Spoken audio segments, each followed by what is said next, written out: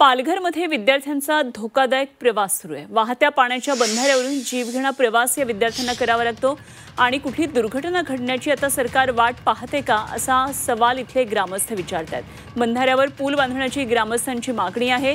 वाडा तालुक्यातल्या नाकरपाडा आणि जुगरेपाड्यातल्या विद्यार्थ्यांना गारगाव आश्रमशाळेत जाण्यासाठी पावसाळ्यामध्ये जवळपास 8 ते 10 किलोमीटरचं हे अंतर पायी कापावं लागतं। त्यामुळे ते शॉर्टकट शोधत अशा प्रकारे वाहत्या पाण्याच्या बंधाऱ्यावरून हा जीवघेणा प्रवास करतात। त्यामुळे पाण्यामध्ये पडून अपघात होण्याची भीती सुद्धा ग्रामस्थांनी व्यक्त केलेली आहे। या गावातल्या विद्यार्थी आणि पालकांची बंधाऱ्याजवळ पूल बांधून मिळावा अशी मागणी शासनाकडे आहे।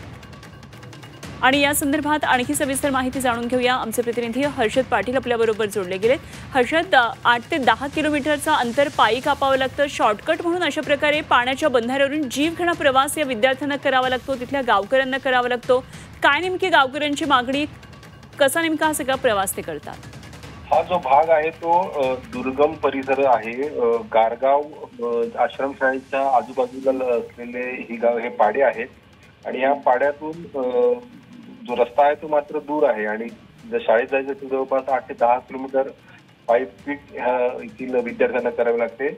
उन्हाळ्यामध्ये हे लोक याच शॉर्टकटचा वापर करून जात असतात, मात्र नद्या कोरड्या असल्यामुळे त्यांना काही त्रास होत नाही। पण पावसाचे हे 4-5 महिने जे असतात त्यामध्ये मात्र त्यांना ह्याच रस्त्याचा वापर केल्यामुळे त्यांना त्यांचा जीव जो आहे तो मुठीत घालून त्यांना प्रवास करावा लागतो। या बंधाऱ्याजवळ पूल बांधावा किंवा ह्या बंधाऱ्याची उंची वाढवावी अशी मागणी या ग्रामस्थांची गेल्या अनेक वर्षापासून आहे, मात्र प्रशासन याच्याकडे कुठल्याही प्रकारे लक्ष देत नाही असा या नागरिकांचा आरोप आहे। ठीक, धन्यवाद दिलेल्या माहितीसाठी हर्षद पाटील आमचे प्रतिनिधी होते। अत्यंत खरं तर ही धक्कादायक दृश्य आहेत। खांद्यावर एका मुलाला घेतलेलं सुद्धा आढळते आणि ही अगदी लहान लहान मुले शाळेत जाण्यासाठी अशा प्रकारे जीवघेणा प्रवास या विद्यार्थ्यांचा सुरू आहे।